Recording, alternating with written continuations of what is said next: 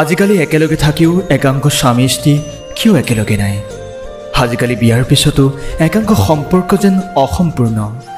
দুয়ো একেটা ঘৰতে থাকে, কিন্তু হৃদয়ৰ দুৱাৰ দুয়োৰে সম্পূৰ্ণ বন্ধ। স্বামী স্ত্ৰী এতিয়া জীৱনসংগী নহয়, মাত্ৰ ৰুম পাৰ্টনাৰহে হৈ পৰিছে। এতিয়া প্ৰেম কল আৰু মেছেজত নাই, এতিয়া ইয়াক কেৱল চিন আৰু ইগন'ৰ লৈ সলনি হৈছে। কথা পতা হয় কেৱল লাইটৰ বিল, পানীৰ বিল, বজাৰৰ সামগ্ৰী, সন্তানৰ স্কুল ফিজ, টিউশ্যন ফিজ ইত্যাদিৰ। কিন্তু হৃদয়ত কি আছে? বিশেষ আন্তৰিকতা নাই। কিয় এনেকুৱা হৈছে? কাৰণ এতিয়া সম্পৰ্কত সময় নাই, ধৈৰ্য নাই, যোগাযোগ নাই, আৰু আটাইতকৈ ডাঙৰ কথাটো হ'ল বুজাবুজি নাই। গোটেই দিনটো ঘৰ আৰু ল'ৰা ছোৱালীৰ লগত ঘৰত কামত ব্যস্ত থাকে পত্নী, অফিচৰ টেনশ্যনত ব্যৱসায়ৰ ক্ষেত্ৰত ডুব গৈছে স্বামী। উপায় নাই, চলিবতো লাগিবই, আৰু চলিবলৈ টকা লাগিব। আৰু দুয়োজনে ভাবে সন্মুখৰ মানুহজনে একো বুজি নাপায়।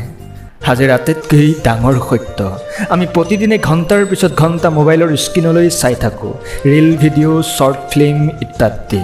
কিন্তু আমাৰ সন্মুখত বহি থকা ব্যক্তিজনৰ চকুলৈ চাবলৈ আমাৰ এবাৰো সময় নাই। আমি আনৰ পোষ্টত লাভ আৰু কেয়াৰ ৰিয়েক্ট দিয়াত ব্যস্ত, কিন্তু আমাৰ সংগীক মৰম লগা হাঁহি এটা দিবও আমাৰ সময় নাই। এতিয়া ইগ' ইমানেই ডাঙৰ হৈ গৈছে যে চৰি বুলি ক'লে পৰাজয় যেন লাগে। আৰু এটা ফল কি?